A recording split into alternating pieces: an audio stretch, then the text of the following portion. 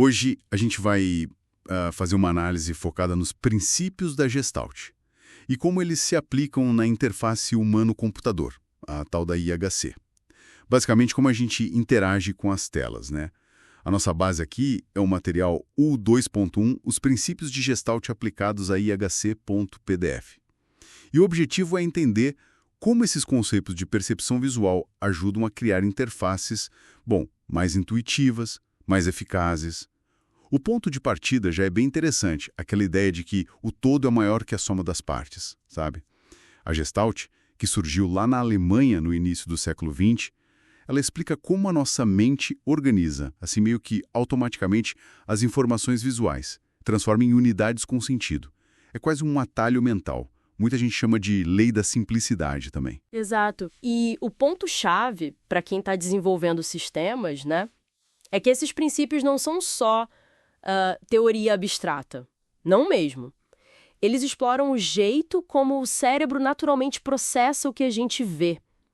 A teoria se baseia na ideia de que o cérebro é holístico, ele processa em paralelo, é analógico, e tem essas tendências de auto-organização. Entender isso é, fundamental para criar interfaces que realmente conversem bem com a percepção humana, sabe? Ok, legal. Vamos então tentar desembrulhar isso um pouco. O material que a gente está usando destaca que a Gestalt pode ajudar a focar a atenção do usuário e a organizar o conteúdo de um jeito mais eficaz. Existem várias leis, ou princípios, né? Vamos dar uma olhada em alguns dos principais. Que tal começar pela proximidade? Acho que é uma das mais intuitivas. A ideia é bem simples, na verdade.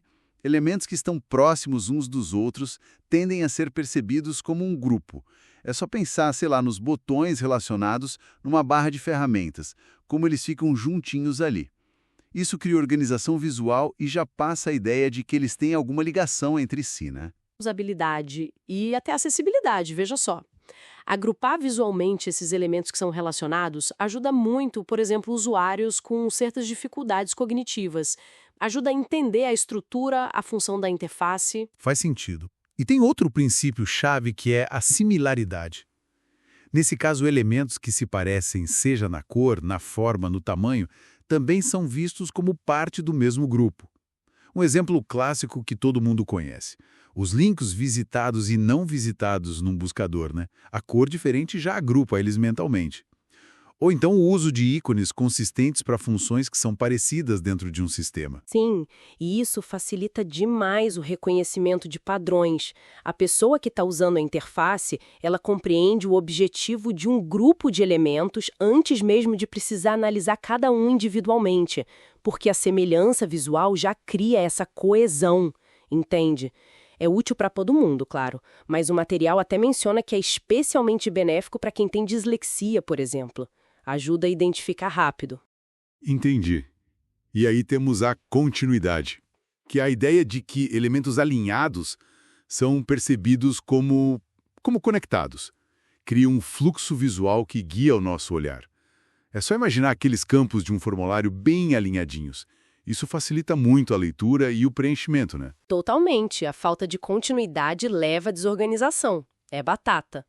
Elementos jogados na tela sem um alinhamento claro criam uma experiência confusa, frustrante até. O alinhamento sugere uma sequência, uma relação entre os itens. Isso é fundamental para a navegação. Inclusive, como o material aponta, para quem usa leitores de tela que se beneficiam muito dessa estrutura linear, dessa previsibilidade. Sim, e o próprio material que a gente leu cita o exemplo da busca do Google. Diz que aplica bem a simplicidade, a proximidade com os resultados agrupados, a similaridade com as cores dos links diferenciando visitados e não visitados e a continuidade com aquele alinhamento vertical dos resultados. Tudo ali junto. Exato. E é importante reforçar que aplicar a Gestalt não é só deixar bonito, né? Vai muito além da estética, melhora a funcionalidade de verdade. Aquela lei da simplicidade, ou pragnancy, como chamam, ela diz basicamente que o nosso cérebro sempre prefere a interpretação mais simples, mais estável do que vê. Se a gente conecta isso com tudo que falamos, fica claro, uma boa aplicação da Gestalt reduz a carga cognitiva.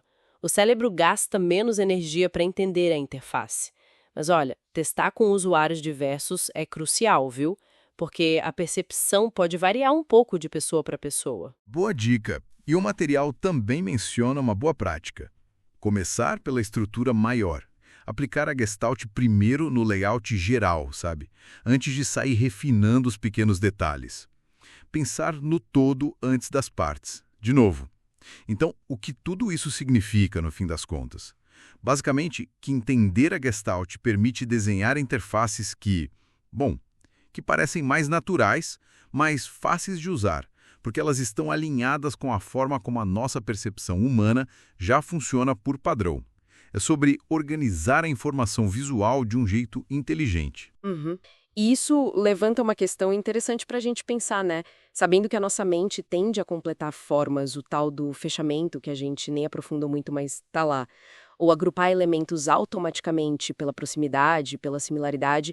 Até que ponto um design que aplica muito bem esses princípios, mesmo que sem uma intenção clara de manipular, pode acabar direcionando sutilmente a nossa atenção, ou até influenciar as decisões que a gente toma quando está interagindo com ele. Fica aí a reflexão para a próxima vez que a gente pegar o celular ou sentar na frente do computador.